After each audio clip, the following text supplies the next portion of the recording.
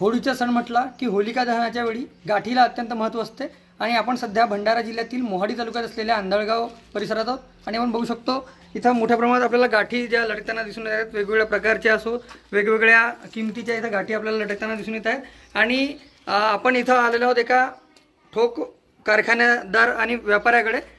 ठाकरे परिवार जो आहे मोहाडी तिथं गाठी जे आहेत ते तयार करत असतो आणि गेल्या कित्येक वर्षापासून त्यांची परंपरा चालत आलेली आहे। वडिलोपार्जित त्यांचा हा व्यवसाय आहे आणि आपण त्यांच्याकडून थेट जाणून घेऊया कशा प्रकारे ते गाठी निर्मिती करतात। काय सांगाल दादा, किती दिवसापासून म्हणजे किती वर्षापासून आपला हा व्यवसाय आहे गाठी निर्मितीचा आणि कशा प्रकारे आपण तयार करताय गाठी? आपला 35 वर्ष झाले कारखाना आहे। आता 1990च्या जवळपासमध्ये आजोबावर मोडलापासून तो काम चालू आहे।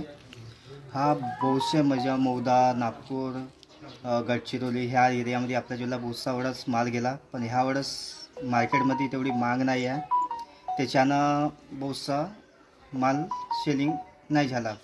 म्हणजे आपला मागच्या वर्षी 20 टनपर्यंत माल गेला होता, यावेळेस फक्त 10 टनपर्यंतच गेला आहे न बहुतसा माल रिटर्न आलेला आहे। म्हणजे का बरं यावेळेस सेलिंग का बरं नाही आहे, का बरं यावेळेस मंदी दिसून येतं व्यवसायात आपल्या? यावेळेस म्हणजे कसं लोकांकडे कामधंदे काही नाही आहेत ना, कसा हा उत्सव म्हणला तर खर्चेला राहते, म्हणजे हर गोष्टी घ्यायला लागतात होळीच्या वेळेस त्याला, त्याच्यानं बहुतसा ह्या दिसून येऊन राहिला का तेवढा उठाव नाही मालाला। आपण गेल्या किती वर्षापासून हा व्यवसाय करता आणि कशा प्रकारे आपल्याला इथं म्हणजे भाव मिळत असतो? यावेळेस रेट 70-75 खुल्ला 70 साखर सतेचे आपला 45 रुपये रेट आहे ह्यावेळेस होलसेलिंगमध्ये। त्याच्यानं कसा तो गाठीचा तो आहे आणि 70पर्यंत गेला रेट, त्याच्यानं लोक घ्यायला मागं पुढं पाहतात। नक्कीच जो आहे यावेळी दर जो आहे तो वाढल्यामुळं गाठीचे दर वाढलेले आहेत आणि त्यामुळे म्हणून इथं या व्यवसायात आता मंदीचे सावट असल्याचे चित्र पाहायला मिळत आहे।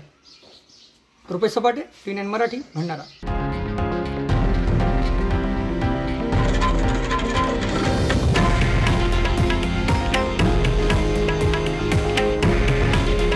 हे आहे देशातील नंबर 1 न्यूज नेटवर्क आणि आपण पाहत आहात TV9 मराठी।